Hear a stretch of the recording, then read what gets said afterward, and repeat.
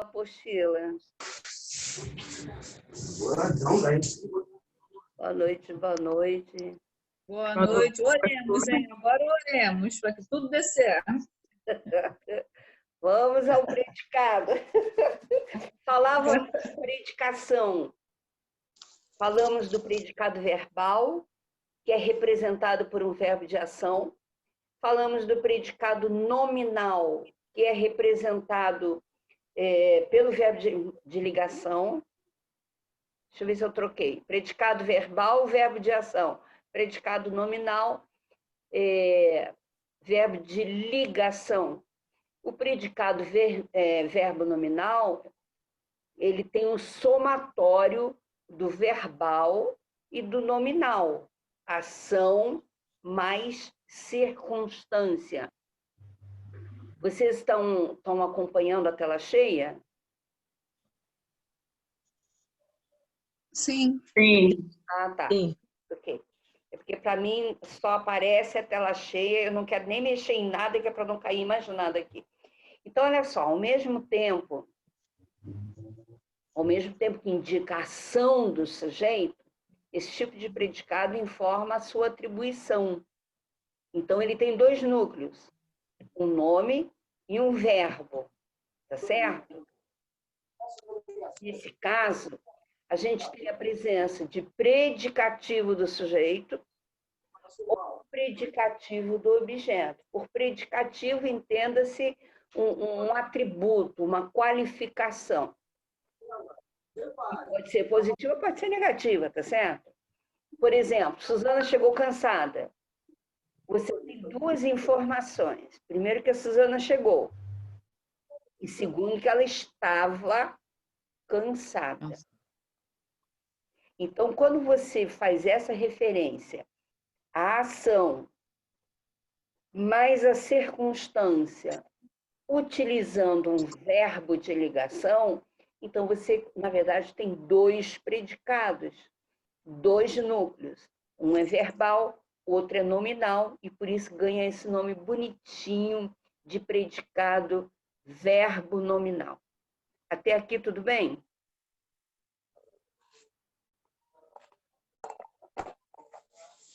Sim. Sim. Okay. Nós temos outros complementos verbais, além do predicativo. Nós temos o objeto direto e o objeto indireto, e aí a gente está falando somente dos verbos de ação. Porque completam o sentido de verbos transitivos, direto e indireto. Então, respondendo a Maxiane, por que a gente faz uma retomada do assunto? Porque se nós não entendemos o comportamento dos verbos, que começa pelo aprendizado de transitividade, quando chega na hora de classificar objeto direto e indireto, a gente vai ter dificuldade. Porque o objeto direto, ele é a representação dos verbos transitivos diretos. E o objeto indireto, representação dos verbos transitivos indiretos. Mas, Jacira, tem como decorar quais são os verbos transitivos diretos e quais são os verbos transitivos indiretos? Não. Claro que nós temos uma prática cotidiana de usar alguns verbos. Esses verbos que você usa sempre, ou na oralidade do discurso, falando, ou escrevendo, ou lendo, ou praticando para uma prova, esses verbos são sempre os mesmos. Aliás, todas as provas de todos os concursos, você pode fazer um apanhado que os verbos são sempre os mesmos. Não pensem que são os verbos amar, gostar, que são os verbos mais fáceis de memorizar. Não são esses, não. Mas se você começa a praticar com esses verbos que são mais fáceis, você vai chegar aos verbos que caem em todas as provas com mais dinamismo, com mais facilidade. Então, o objeto direto é o termo que completa o sentido de um verbo transitivo direto, e que tem por característica se ligar, né, aos demais termos sem apoio de nenhum termo, sem preposição, sem conjunção, tá certo? Por exemplo, abrir o presente. Quem abre, abre alguma coisa. O desenvolvimento do raciocínio que se faz é esse, sobre o verbo. O verbo é abrir. Quem abre, abre alguma coisa. Qual é a coisa que se vai abrir? O presente. Então, qual é o objeto direto do verbo abrir? O presente. A mesma coisa para a segunda frase. O agricultor cultiva, o verbo é cultivar. Ele cultiva o quê? Qual a coisa a ser cultivada? A terra. Tá certo? Percebam que o objeto direto costuma ser representado por um substantivo que se faz acompanhar de um artigo.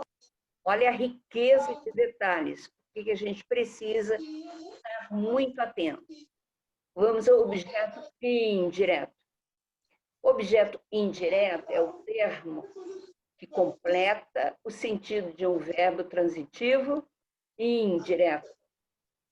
Atua como objeto indireto e tem na sua representatividade os pronomes que vão significar a, ele, a, eles, a, mim, a, ti, a, si, tá certo? Quando tem essa representatividade, todas incluindo preposição, estamos diante de um objeto indireto. O verbo é precisar. Quem precisa, precisa de alguma coisa. Olha a preposição, tá certo? Se o objeto é indireto, ele se faz acompanhar de uma preposição. Enviei-lhe um recado. Quem envia, envia alguma coisa para alguém. A alguém. Qual é a coisa enviada? Um recado. Opa, então esse um recado é um objeto direto? Exatamente. Um recado eu enviei a ele. Tá certo? Quando eu falo a ele, estou usando a preposição, represento essa construção com o pronome lhe e estou diante de um objeto indireto. Então, o verbo enviar é um verbo que tem duas transitividades, também chamado de bitransitivo. Ok? Competindo com o objeto indireto, temos o complemento nominal. O complemento nominal é o termo que completa o sentido de uma palavra que não seja um verbo. Por isso é chamado de complemento nominal, porque vai completar o sentido de um nome. Que tipo? Que nome? Quando a gente fala em nome, a gente fala em substantivo, adjetivo, advérbio. Só que no caso do complemento nominal, isso tudo acontece através de uma preposição. Assim, Cecília, sujeito. O verbo é ter. Aqui, nesta frase que estamos avaliando, quem tem, tem o quê? Orgulho. Orgulho é um adjetivo. Orgulho de quem? Da filha. Usei a preposição. Este é um complemento do nome orgulho. Por isso chamamos de complemento nominal. Próxima. Ricardo estava consciente de tudo. Ricardo estava o quê? Consciente. Este é um predicado nominal, porque o verbo é de ligação. Maneira como ele estava, consciente. Consciente de quê? De tudo. de tudo, completa significação de consciente, que está adjetivado, é a maneira como o Ricardo estava. E esse complemento, ele se faz através da preposição, ele é conectado pela preposição de. Qual a diferença, Jacira, de complemento nominal para objeto indireto? No objeto indireto, você tem a preposição mais o complemento que conecta um verbo. O objeto indireto completa a significação de um verbo. O complemento nominal completa a significação de um nome. Por nome entendemos substantivo, adjetivo, advérbio. Estou dando um stop. Entendido? Se existe a possibilidade, sempre existe, né? A possibilidade de pairar a dúvida na análise dos termos da oração, essa dúvida recai sobre o complemento nominal, objeto indireto, porque confunde por causa da presença da preposição. Então, já que nós não estamos decorando, estamos praticando, a gente já percebeu que se é um complemento, temos que identificar o termo que está sendo complementado. Se é verbo e se tem preposição, é objeto indireto. Se é um nome e tem preposição também, é um complemento nominal. Bonito, né? Eu acho bonito esse negócio. Difícil, porém bonito. Complicado. É difícil porque, assim, a nossa natureza é adrenalizada. A natureza de quem estuda, de quem quer passar em concurso, a nossa natureza é ansiosa e adrenalizada. Na hora da prova, essa adrenalina, ela é quase incontrolável. Você só consegue controlar se você tiver segurança. Como é que faz para ter segurança? Você é uma pessoa estudiosa, leu a apostila, leu comigo a apostila, fez os exercícios sozinho, fez os exercícios comigo, esclareceu as suas dúvidas, argumentou. Jacira, eu não concordo. Eu sou boa ouvinte. A primeira pergunta que eu vou fazer é por que você não concorda? E aí você vai contra-argumentar. Eu vou ouvir e vou trazer para você o que eu aprendi nas gramáticas. O professor não ensina nada. O professor é facilitador do processo de aprendizagem. Se você diz para mim, Jacira, estou aprendendo a desenvolver o raciocínio, a pensar sobre esses assuntos, eu já me sinto suficientemente vitoriosa. Porque a partir daí, né, Leni? A partir daí é só uma prática. Você vai praticar, você vai exercitar. Jacira, mas é muita informação. Eu concordo. Agora, se você sai desta videoconferência, vai fazer outra coisa e não retoma mais esse assunto, na próxima aula você vai ficar que nem eu. Onde foi que a gente parou mesmo, hein? Qual o número, qual o exercício que estamos? E aí você vai precisar fazer o que a Maxiene não quer que a gente faça, retomar o assunto, porque ela está atualizada. Então, mas eu não sei quem está igualmente atualizado. Por isso que eu retomo os assuntos. E análise sintática é conhecer os termos da oração. E por isso a gente está se debruçando sobre os termos que vão nos dar trabalho se houver um questionamento assim nas provas. Por isso a gente já repassou sujeito, estamos finalizando predicação, já vimos complemento nominal, já vimos objeto direto, objeto indireto. Olha, acho que nós estamos, assim, muito bem posicionados quanto ao aprendizado dos termos da oração. Fechando, os adjuntos, que são chamados de termos acessórios, não são integrantes, não são a essência das orações. Os termos acessórios, eles indicam, deixa eu só melhorar aqui. Okay. Eles indicam circunstâncias relativas ao processo adverbial. Eu gosto muito, como eu começou a ver a decoreba, eu gosto muito de trabalhar o conhecimento das palavras. Em adjunto, o ad quer dizer assim, ó, juntinho, muito próximo. Junto, misturado mesmo.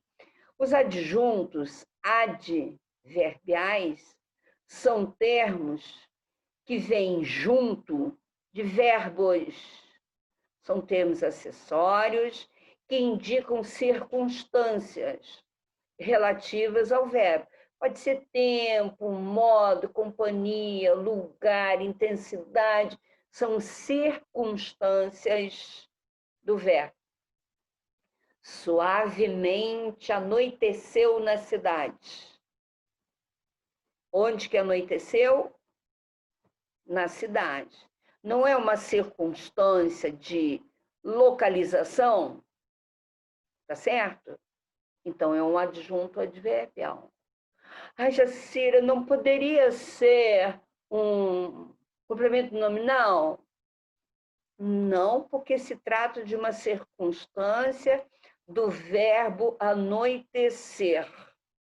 Mas então, será que não poderia ser um objeto indireto? Não, porque não temos aqui uma preposição. Para que haja objeto indireto, temos que ter uma preposição. Ai, meu Deus, esse na aí não é uma preposição, não é não.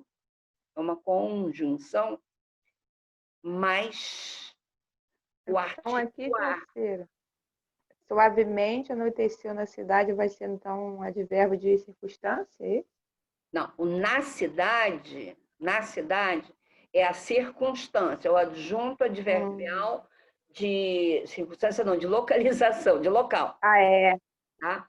Suavemente é a maneira, é o modo, é o como anoiteceu. Anoiteceu abruptamente? Era dia, de repente virou noite? Não, foi um processo lento. Ah, então suavemente é um adjunto adverbial de modo. Os adjuntos adverbiais, eles sempre terão uma sugestão de nome, porque refere-se à circunstância. Nesta fatídica cidade, olha o adjunto adverbial de local, localização. João gritava como? De que modo? Bastante, muito. Então, esse é um adjunto adverbial de intensidade. Ela não dormiu cedo. Adjunto adverbial, até bebezinho sabe, de negação. Dormiu a que horas? Cedo, tarde, de noite, de madrugada. Adjunto adverbial de tempo. Ok? Então, nessa frase tem dois adjuntos, o não e o cedo? Sim. Ah, tá. Ok? Okay. Cláudia, foi você que fez bolo ontem? Não. Não? Ah, então foi a outra Cláudia. Alguém ontem fez aniversário e me prometeu bolo. Eu estou querendo saber quem é, porque eu amo bolo de... Olha a Carla se denunciando ali. Não fui eu, não. Eu amo bolo de aniversário com aquele recheio. Meu Deus. Professora, fui eu, mas acabou o bolo. Olha, gente, vou deixar meu endereço aqui para vocês. É muito fácil de ser encontrado. Jacira, aniversário de Carla, o bolo. Olha, toda vez que vocês fizerem aniversário, pode deixar o bolo aqui na minha portaria, viu? Fica em frente ao cartório. Adjuntos adnominais são os termos que se ligam ao núcleo, olha que lindo, dos sintagmas em geral, delimitando-os. É isso que eu gosto na língua portuguesa, essa diversidade vocabular que não diz quase nada. Então, os adjuntos adnominais são aqueles termos que se ligam ao núcleo dos sintagmas, em geral, delimitando-os. Vamos ver se, através do exemplo, a gente consegue resolver esse mistério. A banca de jornal comprou um saboroso doce, lembrando que os adjuntos são termos acessórios que indicam as relações de circunstância ou dos verbos, e aí a gente chama de adjunto adverbial, ou dos nomes, e então a gente chama de adjuntos adnominais. Daí a importância de saber que ad é o que vem junto, adnominais, junto de nomes. Quando temos a banca de jornal comprou um saboroso doce, a é o artigo que define o substantivo banca, tá certo? Mas na análise morfológica, nós vamos chamar esse a de artigo. Na análise sintática, nós vamos chamar de adjunto adnominal. Tá certo? Que é o que está determinando, especificando, pontuando, explicitando o substantivo banca. Que tipo de banca? É de jornal. Então, aqui nós temos um outro termo, que é adjunto, não completa significação nenhuma.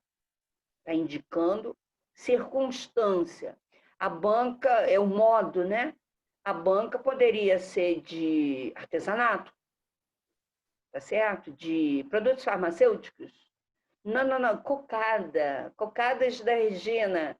Não é não, é uma banca de jornal. Eu estou pontuando o nome banca, tá certo? Na análise sintática, eu vou chamar de jornal de adjunto adnominal. A banca de jornal comprou